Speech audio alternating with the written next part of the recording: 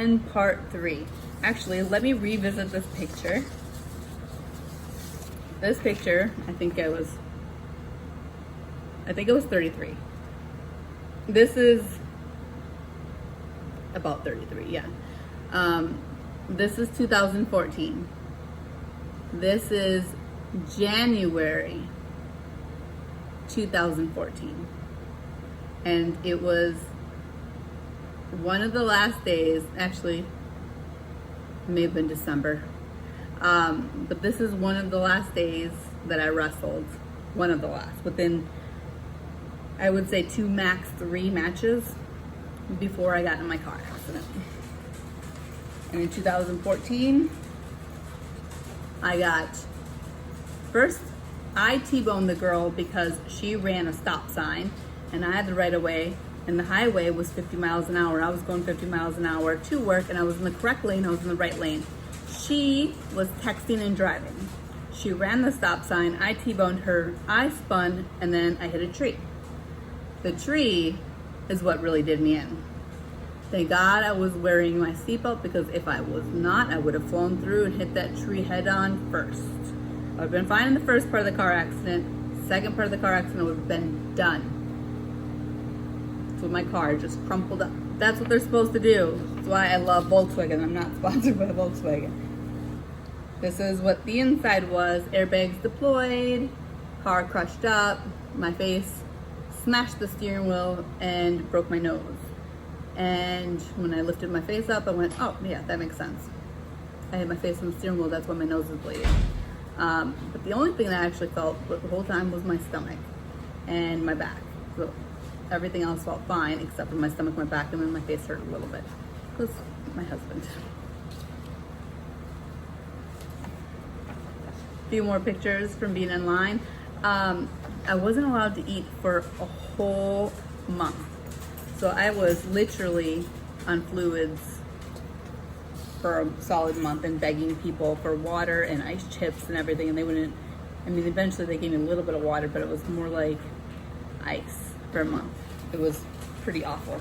They finally removed the tube out of my nose. So pale from stress on your body. Immediately just like flushed my skin tone. My knees smashing up against the dashboard, just shredded them. And then I had been scoped in my stomach and cleaned out because I had internal bleeding.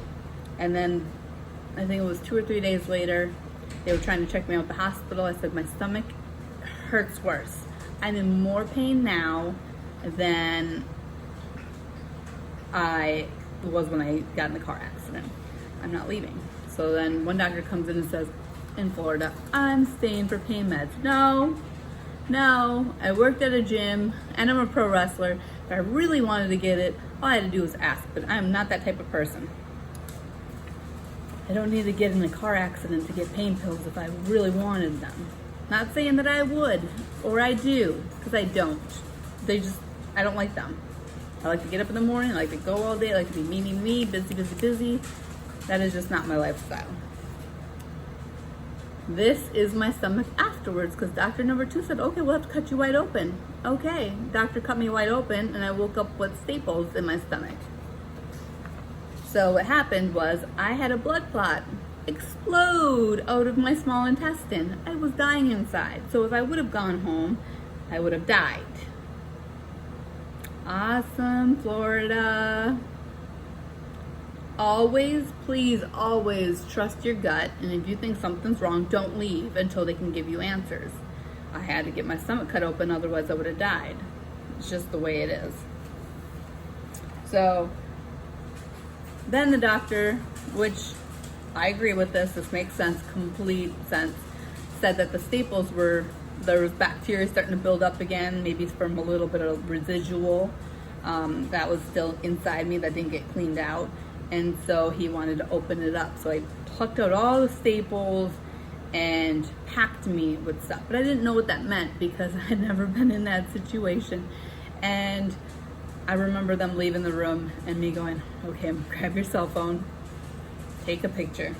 Well, that is what I took a picture of. I threw my phone down and I just laid down and started crying because I did not expect my whole stomach to be open. This is the top part of my stomach, the bottom part, and that is what was left over of my belly button.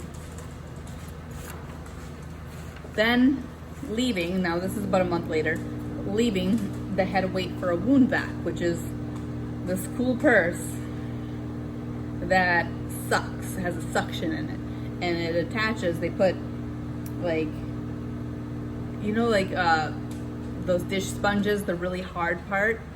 Well, it was like those like squares of that being packed into my stomach on each side.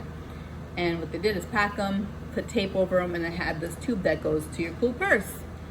And they turn it on, and it sucks the sponges and all the stuff in there to close up your wound. So not completely closed, but that was it. I still had, I think I had maybe one more session of wound vac after that before I just went to tape. And what happened there is the skin had healed, but the muscles didn't heal back together. And not like I was expecting that to happen immediately as soon as the skin healed. I knew better than that, but it just never happened. Months and months and months went by. So throughout the day, my stomach would get bigger and smaller and bigger and smaller because you eat food and you drink water and your stomach grows throughout the day. It's like bloating after you eat. Same thing, except for mine bloated throughout the whole day, which means I had, which I thought was a hernia. And so I thought, oh, I have a hernia, so why my stomach's doing this. Well, to find out, I had hernias, up and down. So I had to, this is what I looked like after healing with that scar. That's after the wound vac. That's what it looked like. And then I went to Dr. Ross, who is absolutely amazing and sweet and brilliant. And he took me in, he sewed me back together. He sewed all my muscles together. He put on some mesh, and then he redid my scar. So it looks a ton better. Actually, I thought I printed up one, but I didn't. Looks 1,000 times better.